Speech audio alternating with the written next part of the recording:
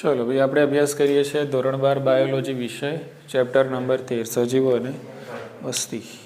તો આપણે અભ્યાસ કરી રહ્યા હતા પ્રતિક્રિયાઓ કે ભાઈ સજીવો કયા પ્રકારની પ્રતિક્રિયાઓ આપે છે બહારના વાતાવરણના અનુકૂળ. બરાબર. તો આપણે કાલના મુદ્દામાં જોયું કે એવું જરૂરી નથી કે ભાઈ નૈસર્ગિક પર્યાવરણ છે પરમેનન્ટ જ સ્થાયી જ રહેશે એવું જરૂરી છે નહીં, કે જે સજીવને અનુકૂળ આવે એવું જ પર્યાવરણ બહાર રહેશે જ અને વર્ષો સુધી એવું જ રહેશે એ પણ જરૂરી નથી. પરિસ્થિતિ પર્યાવરણની બદલાયા કરે છે. તે બદલાતી જે પરિસ્થિતિ છે એના સામે સજીવ છે એ તણાવ પેદા, સજીવની અંદર એક સ્ટ્રેસ પેદા થાય છે. આપણને પણ ગરમી વધે તો નહીં આમ બેચેની થોડી થઈ જાય એવી રીતે એમ. એટલે કે એના સજીવની અંદર શું પેદા થાય? સ્ટ્રેસફુલ સ્થિતિ એટલે કે તણાવભરી સ્થિતિ પેદા થતી હોય છે. હવે આના અનુકૂળ થવાનો સજીવ પ્રયત્ન કરે છે, વિવિધ પ્રકારના અનુકૂલનો ડેવલપ કરે છે. એન કેન પ્રકારે આ જે પર્યાવરણ બદલાયું છે, મારે અહીંયા રહેવાનું છે, પ્રજનન પણ કરવાનું છે, એટલે એન કેન પ્રકારે આ બદલાતી જે પરિસ્થિતિ છે એના સામે હું કઈ રીતે ટકી શકું એ પ્રમાણેના ફેરફારો, ચેન્જીસ એ પોતાના શરીરની અંદર પેદા કરે છે. એટલે પ્રયત્ન કરે છે કે ભલે બહારની પરિસ્થિતિ બદલાય પણ મારા શરીરની જે આંતરિક પરિસ્થિતિ છે, એટલે કે મારા શરીરનું જે દેહ જળનું તાપમાન છે, આશ્રુતિ છે, એ બધાને હું કેવું રાખું? બેલેન્સમાં રાખું. તો દરેકે દરેક સજીવ પોતાના શરીરની સ્તંભ સ્થિતિ જાળવવાનો પ્રયત્ન કરે છે. બરાબર કે? તો એને આપણે કાલે પ્રસ્તાવના તરીકે એક બે ઉદાહરણથી સમજવાનો પ્રયત્ન કર્યો. બરાબર કે? હવે માનવ તો આ બધું કરી શકે છે, ઇઝીલી કરી પણ શકે છે. બરાબર કે ભાઈ? એનું શરીર કદાચ ના કરી શકતું હોય તો એ કૃત્રિમ સાધનોનો ઉપયોગ કરશે. બરાબર ને? અને કૃત્રિમ સાધનોનો ઉપયોગ કરીને જે તે સ્થળે હશે એ સ્થળે પોતાના શરીરની સમસ્થિતિ જાળવવાનો પ્રયત્ન કરે છે. પણ આપણે જો વાત કરીએ છીએ કેટલાક પ્રાણીઓ અને વનસ્પતિઓની, તો પ્રાણીઓ અને વનસ્પતિઓની અંદર આપણને મુખ્યત્વે 4 પ્રકારની ક્રિયાઓ જોવા મળે છે. બરાબર? તો એની આપણે યાદી બનાવી દઈએ અને 1 બાય 1 શક્ય હોય તો આજે ને આજે આ મુદ્દો પૂરો કરવાનો આપણે પ્રયત્ન કરી લઈએ. બરાબર? ઓકે. તો એક જે છે મુદ્દા તમને જોવામાં, વાંચવામાં લાગશે લાંબા પણ સમજવામાં બહુ ટૂંકા છે. સમજ ફટાફટ આવી જશે પણ વાંચવામાં થોડા કેવા લાગે, જોવામાં લેન્ધી છે એવું લાગશે, પણ એકવાર વાંચી લેશો તમે એટલે તમને એવું લાગશે કે આમાં કશું છે નહીં એમ. એ ટાઈપના મુદ્દા છે એટલે ફટાફટ પૂરા થશે. બરાબર? ઓકે. એટલે એક જે પ્રક્રિયા છે તો એ શું છે? નિયમન કરવું. બીજું છે અનુકૂળ થવું. અનુકૂળ થવું. ચલો, નિયમન બી નથી કરી શકતા, અનુકૂળ બી નથી કરી શકતા તો હિજરત કરી લો, એટલે કે સ્થળાંતરણ કરવું, જગ્યા છોડી દો. બરાબર ને? ઓકે. નથી આ સ્થળાંતરણ કરી નથી શકતા તો પછી જમીનમાં જતા રહો, મુલતવી રાખવું. ક્યાં રાખવું? સસ્પેન્ડ. ઘરમાં જ રહીએ, પછી બહાર નીકળીએ નહીં એમ. એવી રીતે. બરાબર કે?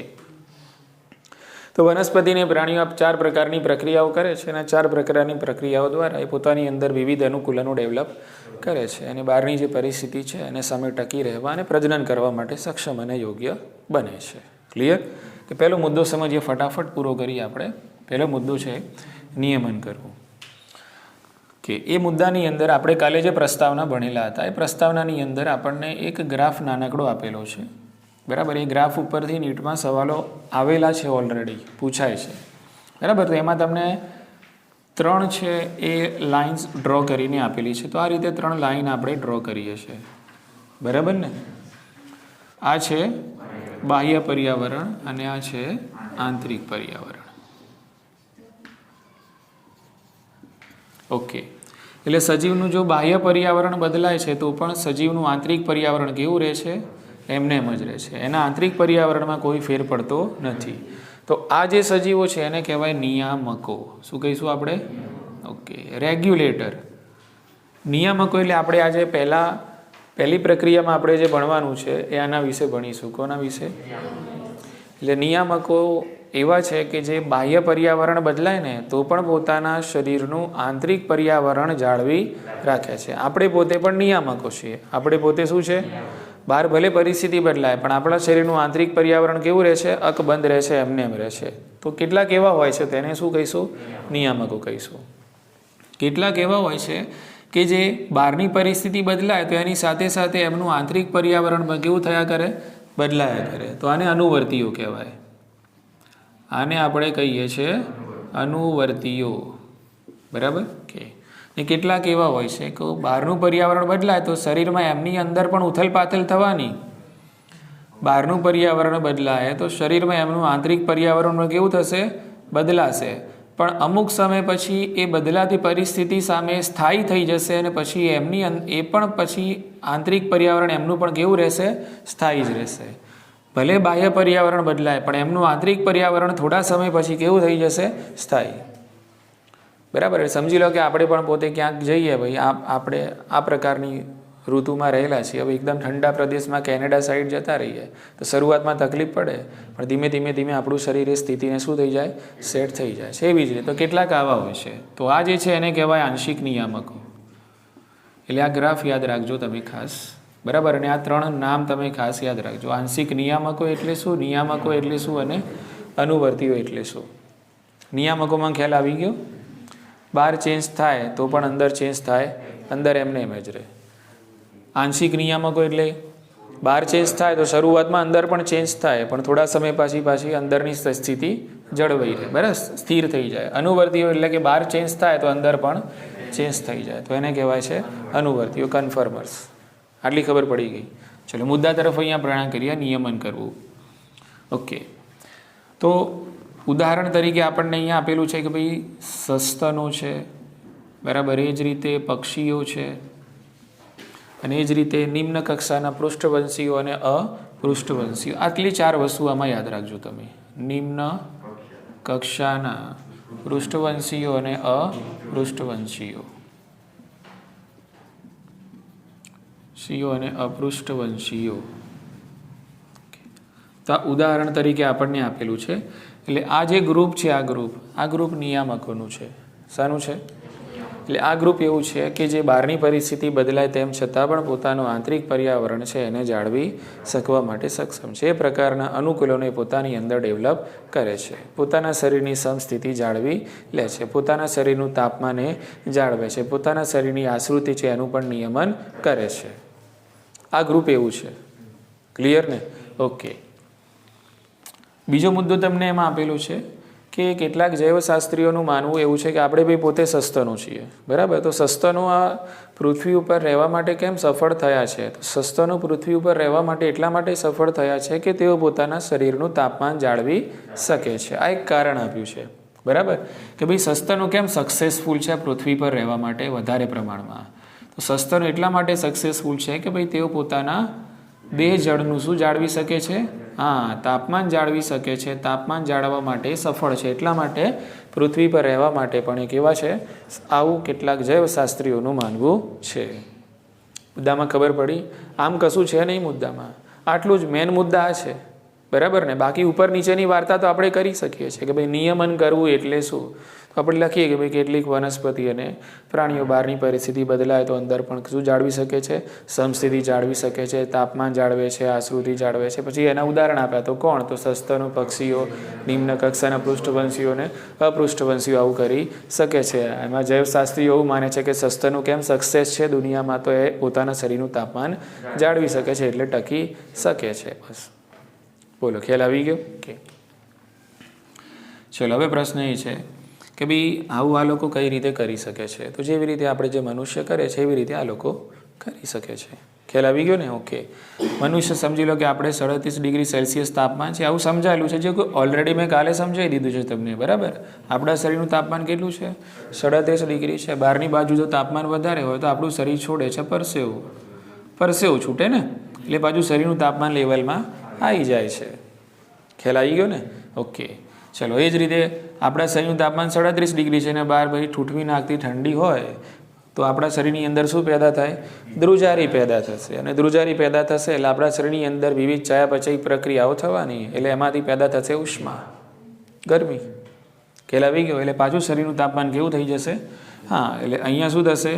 ઉષ્મા પેદા થાય. એ પ્રકારના રિએક્શન પ્રક્રિયાઓ આપણા શરીરમાં થાય છે. એટલે કે શરીરની અંદર શું પેદા થશે? ધ્રુજારી. અહીંયા એક તમને કોન્સેપ્ટ સમજાવ્યો એમ કે ભાઈ આ જે ગ્રુપ છે એ કઈ રીતે નિયમન કરે છે. આ ગ્રુપ જે છે કઈ રીતે નિયમન કરે છે? તો એવી જ રીતે નિયમન કરે છે કે જે વસ્તુ માનવની અંદર જોવા મળે છે. એટલે આ જ પ્રકારના કંઈક અનુકૂલનો આ લોકોની અંદર પણ જોવા મળે છે, જેના થકી તેઓ પોતાના શરીરનું બહારની પરિસ્થિતિ સામે પોતાની આંતરિક પર્યાવરણ છે એનું પણ નિયમન કરે છે. સેટ થઈ ગયો મુદ્દો? કશું છે આમ જોવા જાવ તો કશું ખરું આમાં મુદ્દામાં કશું છે નહીં, બરાબર. ઓકે, એટલે આ જે નિયમન કરતા પ્રાણીઓ છે એ સહારાના રણમાં જતા રહે કે એન્ટાર્કટિકા ખંડમાં પણ જતા રહે તો પણ એમને વાંધો આવે નહીં, કારણ કે એ તો શું છે, રેગ્યુલેટર્સ એટલે કે નિયામકો છે. સેટ છે, મુદ્દો આવડી ગયો કે બસ. તો આને શું કહેવાય, નિયમન કરવું કહેવાય. હવે આપણે વાત કરીએ વનસ્પતિની.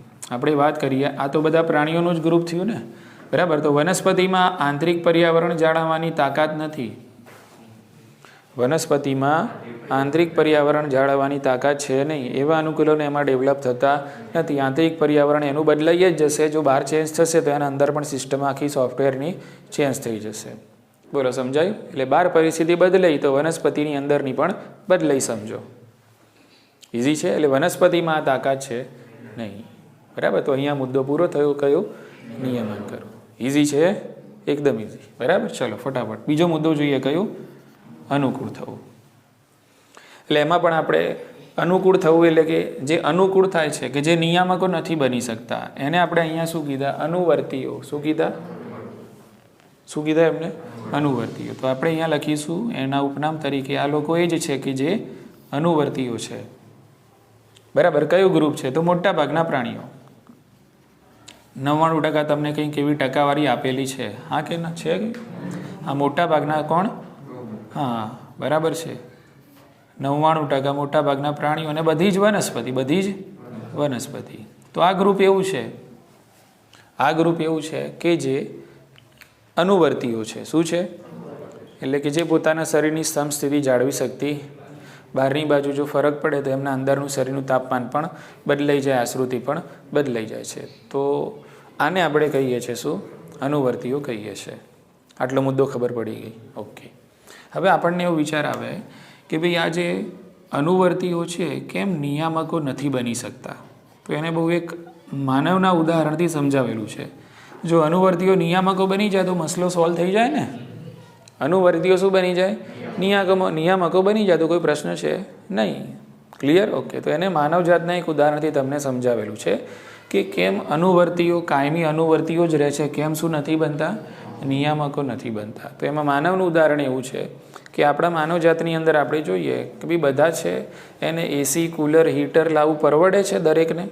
ના, દરેકને પરવડતું નથી. દરેકની સલાહિયત કેવી હોય છે?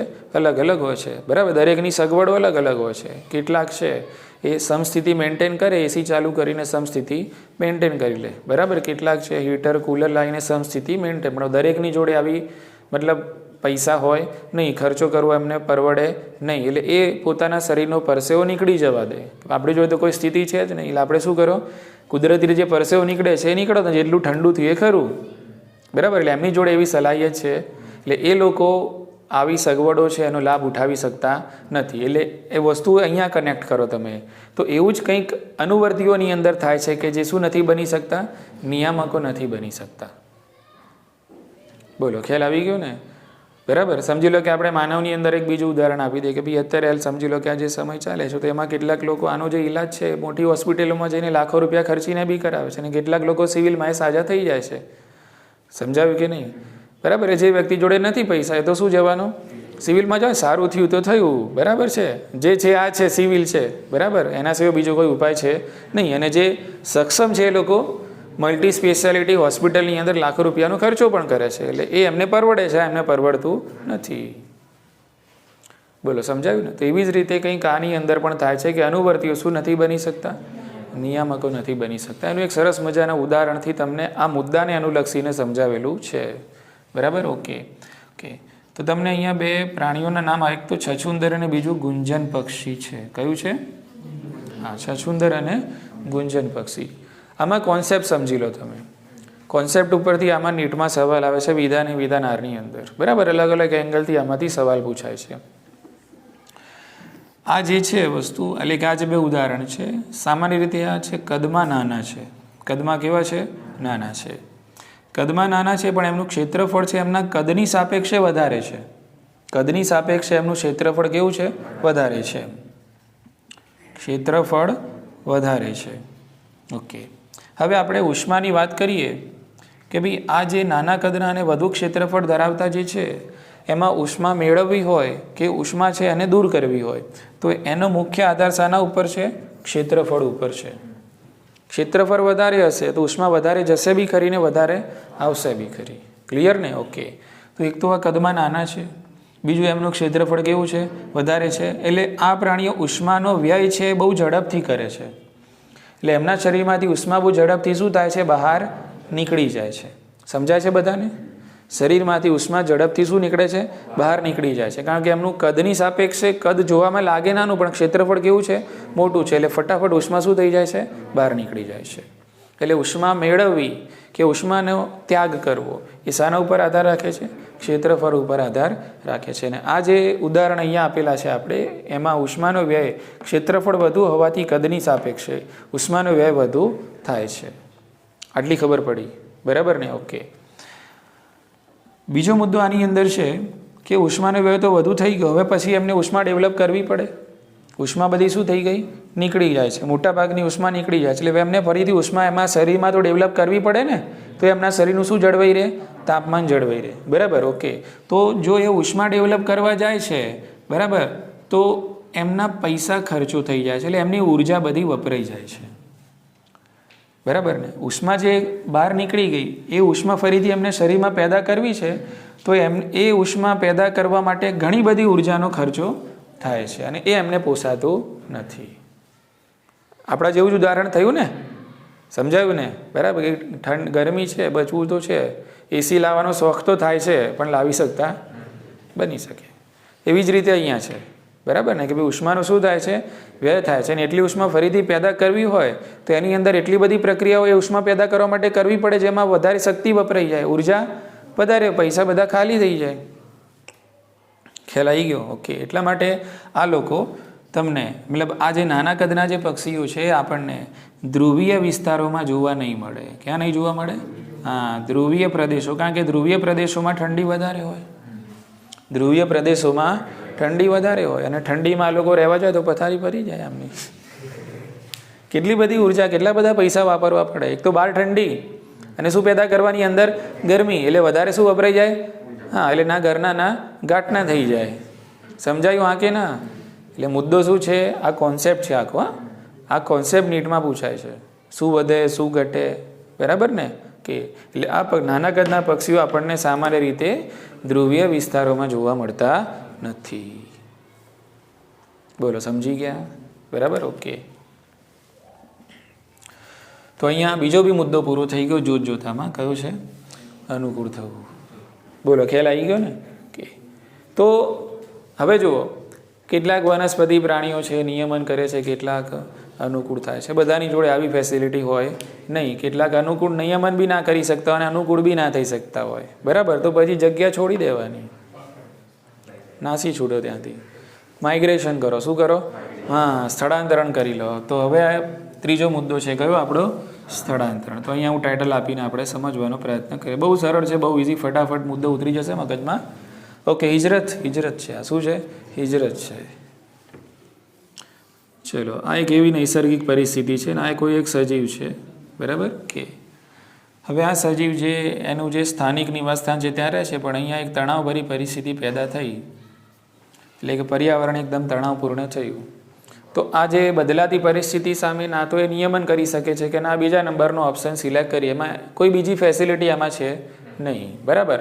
એટલે આ તણાવભરી પરિસ્થિતિ સામે ટકી શકતું નથી. એટલે આ જે સજીવ છે એ જગ્યા છોડી દેશે અને એ બીજું નૈસર્ગિક નિવાસસ્થાનમાં જતો રહેશે જ્યાં એને મામલો સેટ થાય ત્યાં, જ્યાં એને પર્યાવરણ અનુકૂળ આવે ત્યાં. એટલે આને કરી લીધું અહીંયા સ્થળાંતરણ, એટલે કે માઇગ્રેશન. એટલે આ તણાવભરી જે પરિસ્થિતિ છે, તણાવભરી પરિસ્થિતિમાંથી એ દોડીને આવી ગયો એની અનુકૂળ પરિસ્થિતિમાં. હવે જ્યારે અહીંયા મામલો શાંત થશે, મેટર શાંત થશે, એટલે પાછું આ સજીવ ક્યાં આવી જશે? એના મૂળ સ્થાનિક જગ્યાએ આવી જશે. એટલે જ્યારે આ તણાવભરી પરિસ્થિતિ કેવી થઈ જશે? નીકળી જશે. એટલે પાછું આ સજીવ છે એની જગ્યાએ આવી જશે. સ્થળાંતરણ કર્યું. પહેલો નંબરનો ઓપ્શન નથી, એમાં બીજો ઓપ્શન નથી, તો આ ત્રીજો ઓપ્શન. એટલે આ ત્રીજા ઓપ્શનથી એ શું કરે? સમસ્થિતિ જાળવવાનો પ્રયત્ન કરે છે. બોલો, ઉતરી ગઈ મગજમાં વાત? આને માઇગ્રેશન તરીકે ઓળખવામાં. એટલે સરસ મજાના ઉદાહરણથી આ મુદ્દો પણ આપણને સમજવાનો પ્રયત્ન કર્યો છે. એક તો આપણે માનવનું ઉદાહરણ આપેલું છે, દિલ્હી સિમલા. કયું ઉદાહરણ છે? દિલ્હી સિમલા. કે એટલે ઉનાળાની અંદર દિલ્હીમાં બહુ ગરમી પડે તો આપણે ફરવા માટે, હવા ખાવા માટે ક્યાં જતા રહીએ? સિમલા ટ્રાન્સફર થઈએ છીએ. એવું જ કંઈક હોય છે, બરાબર. ઓકે, તો સમજી લો કે અહીંયા બરાબર આ પ્રદેશ છે સાઇબેરિયાનો. કયો પ્રદેશ છે? બરાબર. અથવા તો કોઈ ઉત્તરીય પ્રદેશ છે, અથવા તો કોઈ ધ્રુવીય પ્રદેશ છે. ટૂંકમાં ઠંડા પ્રદેશો છે. કયા પ્રદેશ છે? હા, તો આવા સાઇબેરિયાના જે પક્ષીઓ છે, ઉત્તરીય પ્રદેશમાં, ધ્રુવીય પ્રદેશમાં જોવા મળતા જે પક્ષીઓ છે, અતિશય ઠંડી પડે ને એટલે અહીંયા પછી ટકી શકે નહીં. એટલે ઉડતા ઉડતા આવી જાય રાજસ્થાન. મારો રાજસ્થાન ક્યાં આવી જાય? રાજસ્થાન. એમાં તમને નામ આપેલું છે કેવલા દેવી રાષ્ટ્રીય ઉદ્યાન. કેવલા દેવી, બરાબર. ઓકે, તો રાજસ્થાન એમનું સ્વાગત કરે છે. આ બધા પક્ષીઓનું કોણ કરશે સ્વાગત? રાજસ્થાનનું કેવલા દેવી રાષ્ટ્રીય ઉદ્યાન. તો આ બધા પક્ષીઓ માટે આ બને છે યજમાન. એટલે સાઇબેરિયાના પક્ષીઓનું યજમાન કોણ થયું? રાજસ્થાનનું કેવલા દેવી રાષ્ટ્રીય ઉદ્યાન. અને સાઇબેરિયાના જ નહીં પણ એના જેવા બીજા ઘણા બધા જે પક્ષીઓ કે જે ઠંડા પ્રદેશોમાં વસતા હોય છે, ગરમીનો અનુભવ કરવા માટે આવી જાય છે રાજસ્થાન. માઇગ્રેશન થયું. શું થયું? હા, અને આના માટે 1-2 કિલોમીટર નહીં પણ હજારો કિલોમીટરનો સફર તય કરે છે. ઇઝી. વળી પાછું અહીંયા મામલો સેટ થઈ ગયો, ઠંડી થોડી ઓછી થઈ ગઈ, વળી પાછા ઘેરના ઘેર. એટલે ટૂંકમાં ગમે તે રીતે એમને શું જાળવ્યું? સમસ્થિતિ જાળવી. નાસી ગયા પણ સમસ્થિતિ જાળવી. તો ત્રીજો મુદ્દો કયો છે? સ્થળાંતરણ કરવું. હિજરત તો થઈ ને એક જાતની. બેટરમેન્ટ માટે હિજરત કરી શકાય. કંઈક સારું થતું હોય, કંઈક સારું મળતું હોય, કંઈક નોલેજ મળતું હોય, કંઈક સારી નોકરી મળતી હોય તો હિજરત કરવાય. બરાબર ને? ચલો વધીએ આગળ, ફટાફટ મુદ્દો પૂરો કરીએ. આ ત્રણેય ઓપ્શન નથી કરી શકતા તો પછી મુલતવી રાખો. જો કે એક બી ઓપ્શન છે તો શું રાખો? પછી મુલતવી રાખો. ચલો ફટાફટ સમજીએ. મુદ્દો આવડી ગયો તમને? બરાબર. ઓકે, મુલતવી રાખું. તમને ઉદાહરણ આપેલા છે અહીંયા. ફૂગ છે, બેક્ટેરિયા છે અને નિમ્ન કક્ષાના વનસ્પતિ. નિમ્ન કક્ષાની વનસ્પતિ એટલે તમે જોઈ શકો છો લીલ છે, દ્વિઅંગી છે, એકાંગી છે. બરાબર. આ બધી વનસ્પતિ કેવી કહેવાશે? નિમ્ન કક્ષાની વનસ્પતિ. મુદ્દામાં ખબર પડે છે બધાને? ફૂગ, બેક્ટેરિયા, નિમ્ન કક્ષાની વનસ્પતિ, આ બધા શું કરે? બીજાણુઓ પેદા કરે. આપણે ભણી ગયા, બધું ભણી ગયેલા છીએ. આપણું જે જ્ઞાન છે પેટારામાંથી ખાલી આને ઉપર લાવવાનું છે બધું અંદર ભણી ગયેલા છીએ, પણ શું લાવવાનું? આપણે જે મોબાઈલમાં જે એપ્લિકેશનો વધારે યુઝ કરે એને ઉપર લાવીએ છીએ ને. હા, એ રીતે આ બધી એપ્લિકેશનો હવે શું લાવીએ? આપણે જે સેવ છે આપણી અંદર પણ ઉપર લાવીએ હવે. તો ફૂગ છે, બેક્ટેરિયા નિમ્ન કક્ષાની વનસ્પતિ છે, બીજાણુઓ પેદા કરે છે અને આ બીજાણુઓ જાડી દિવાલ ધરાવે છે. આ મુદ્દો IMP એમ. બસ આટલું IMP. જાડી દિવાલવાળા બીજાણુઓ પેદા. બસ એ જાડી દિવાલ એટલે એમની ઢાલ. બરાબર ને? જાડી દિવાલવાળા આ લોકોએ બીજાણુઓ પેદા કર્યા એટલે હવે બહારની જે તણાવભરી પરિસ્થિતિ છે, પ્રતિકૂળ પરિસ્થિતિ છે, એના સામે આ લોકો ટકી શકશે. કારણ કે એમને કેવા પેદા કર્યા? બીજાણુ જાડી દિવાલવાળા બીજાણુ પેદા કર્યા. સેટ મુદ્દો? ઓકે. ચલો હવે જ્યારે એમને અનુકૂળ પર્યાવરણ મળશે એટલે આ બીજનું બીજાંકુરણ થાય. એટલે કે આ જે બીજાણુ છે એ શું અંકુરણ પામે ને નવો સજીવ છે પેદા. સિમ્પલ લોજિક છે. ઇઝી. બરાબર. ઓકે. એટલે ના તો એમને શું કર્યું? નિયમન, ના તો અનુકૂળ, ના તો સ્થળાંતરણ. બરાબર. તો આ બધી વસ્તુ સામે આવશે? મુલતવી રાખવાની અંદર આવે છે. ક્લિયર ને? ઓકે. એટલે જે પરિસ્થિતિમાં આપણે છીએ એની એમ જ બેસી જાઓ ને આજુબાજુ કવચ બનાવી દો, કોઈ અંદર આવે નહીં. એવી રીતે ખ્યાલ આવી ગયો ને? ઓકે. ચલો પછી આપણે વાત સાંભળી હોય ગ્રીષ્મ નિંદ્રા, શીત નિંદ્રા, સુસુપ્તાવસ્થાઓ બધું સાંભળ્યા છે શબ્દો બધાય. બરાબર. ક્યારને આપણે સાંભળતા આવીએ છીએ. બરાબર. તો એક ઉદાહરણ તમને આપેલું છે અને બહુ ફેમસ ઉદાહરણ છે કે ભાઈ શિયાળામાં રીંછ કોણ? હા, શીત નિંદ્રા ધારણ કરે છે. બરાબર. એટલે ભૂલ ના થઈ જાય, મારાથી બી થઈ જાય. શિયાળામાં શિયાળ, શિયાળામાં કોણ? રીંછ. શું ધારણ કરે છે? શીત નિંદ્રા ધારણ કરે છે. બરાબર ને? તો એ બહુ જાણીતું અને ફેમસ ઉદાહરણ છે. શીત નિંદ્રા ધારણ કરી લીધી એટલે હવે બહાર ક્યાં નીકળવાનું? ગરમીમાં બહાર નીકળે શાંતિથી. અત્યારે છુપાઈ જઈએ, સસ્પેન્ડ થઈ જઈએ. બરાબર. કંઈ કામ કરવું છે નહીં. દેડકાની વાત કરો તમે તો દેડકો તો શીત નિંદ્રાએ ધારણ કરે અને ચોમાસું બેસ્ટ આપણે તો, શિયાળામાં જવું નહીં, ઉનાળામાં નહીં જવું, બરાબર. એ શીત નિંદ્રા પણ ધારક અને ગ્રીષ્મની નિંદ્રા પણ ધારણ કરે છે. બોલો, સમજાય છે? ચલો, એના પછી ત્રીજું તમને ઉદાહરણ આપેલું છે ગોકળ ગાય અને માછલીઓનું છે. કયું ઉદાહરણ છે? હા, બસ આવા મુદ્દા બનાવવાના તમારે, ગોકળ ગાય અને માછલીઓના આવા મુદ્દાને ખાલી ટીક કરીને રિવિઝન તમે કરી શકો છો સરળતાથી, બરાબર ને? ઓકે. તો ગોકળ ગાય અને માછલી છે, તો ગરમી ઠંડીનું ઉદાહરણ આપી દીધું, હવે ગરમીનું આલીએ તો આ ધારણ કરશે કઈ નિંદ્રા? ગ્રીષ્મ નિંદ્રા ધારણ કરે છે. ખ્યાલ આવી ગયો? ઉનાળાની ગરમીથી બચવા માટે, અને ઉનાળાની અંદર ઓબ્વિયસ પાણી સુકાવાનું ચાલુ થાય ને, એટલે શુષ્ક જળ જેવી પરિસ્થિતિ પેદા થાય. તો આવી પરિસ્થિતિથી બચવા માટે એ લોકો શીત નિંદ્રા છે ધારણ, ગ્રીષ્મ નિંદ્રા છે ધારણ કરે છે. ચલો, આપણે સુષુપ્તાવસ્થા વિશે ભણી ગયા. સપુષ્પી વનસ્પતિમાં જે લિંગી પ્રજનનવાળું ચેપ્ટર ભણ્યું એમાં છેલ્લો મુદ્દો હતો બીજની સુષુપ્તતા, બરાબર. તો આ જે ઉચ્ચ કક્ષાની વનસ્પતિઓ છે પોતાના બીજ કેવા બનાવે છે? સુષુપ્ત બનાવે છે. તો બીજ સુષુપ્તાવસ્થા ધારણ કરે છે, આપણે બધા જાણીએ છીએ. સુષુપ્તાવસ્થા એટલે કે બીજ સૂઈ ગયું છે, મરી ગયું નથી. બીજની અંદર ઓક્સિજન બી છે, બીજની અંદર પાણી બી છે, ચયાપચયિક પ્રક્રિયાઓ બી થાય છે, બધું મામલો સેટ છે અંદર, બરાબર. પણ અહીંયા ચયાપચયિક પ્રક્રિયાઓ ઓછા દરે થશે. કેવા દરે થાય? બસ આટલું જ. ચયાપચયિક પ્રક્રિયાઓ કેવા દરે થાય છે? ઓછા દરે થાય છે. એટલે આ મુદ્દો હવે આનો મેઇન પંચ આ બન્યો એમ કે ભાઈ બીજ સુષુપ્ત હોય તો એમાં ચયાપચયિક પ્રક્રિયાઓનો દર કેવો? વધારે કે ઓછો? તો ઓછો. મુદ્દો આ બને છે. સમજાય છે ને? કે એટલે સુષુપ્ત બીજ બની જાય, બરાબર. તો બીજની અંદર થતી ચયાપચયિક પ્રક્રિયાઓનો દર કેવો થઈ જાય? ઘટી જાય. એટલે બહાર પ્રતિકૂળ પર્યાવરણ છે, એટલે બીજે કીધું કે ભાઈ આપણે હવે બહાર નીકળવું, એટલે આપણે બીજાંકુરણ કરવું કરીશું શાંતિથી, આપણને ભેજ મળે, તાપમાન મળે, પ્રકાશ મળશે એટલે શાંતિથી બીજાંકુરણ કરીશું. અત્યારે સૂઈ જઈએ એટલે એને કહેવાય બીજની સુષુપ્તાવસ્થા. બોલો, ખ્યાલ આવી ગયો? હવે બહાર એને જ્યારે શું મળશે? યોગ્ય પ્રમાણમાં પાણી, ભેજ, સૂર્યપ્રકાશ ને બધું મળશે એટલે પછી આનો ફણગો ફૂટશે અને પછી મૂળતંત્ર અને પ્રરોતંત્રનો વિકાસ થશે. આના સિવાય પણ વનસ્પતિમાં ઘણી બધી એવી રચનાઓ પેદા થાય છે કે જે આની અંદર મદદ કરે છે. બીજ વિકિરણની જે પ્રક્રિયા છે એના માટે આપણે જોઈએ બંદૂકડીને બધું જોઈ ગયા ને ઉદાહરણની અંદર, તો ઘણી બીજ વિકિરણની પ્રક્રિયા છે, યાંત્રિક વિકિરણની પ્રક્રિયા છે. જે રીતે સૂર્યમાંથી કિરણોનું વિકિરણ થાય છે ને એ જ રીતે વનસ્પતિમાં બીજનું પણ શું થાય? વિકિરણ. તો તેના માટે ઘણી બધી રચનાઓ પેદા થતી હોય છે. ઉતરી મગજમાં વાત? તો 4 મુદ્દા આપણે પૂરા કર્યા. કયા? નિયમન કરવું, અનુકૂળ થવું, સ્થળાંતરણ. મુદ્દા જોવામાં કીધું લાંબા લાગશે, સમજવામાં વાર લાગશે નહીં, એકદમ ઇઝી મુદ્દાઓ છે. એકવાર વાંચી લો, મગજમાં ઉતારી લો, શાંતિથી લખી શકો છો. ક્લિયર? ઓકે. તો હવે આવતીકાલે જોઈશું આપણે અનુકૂલનો એટલે શું.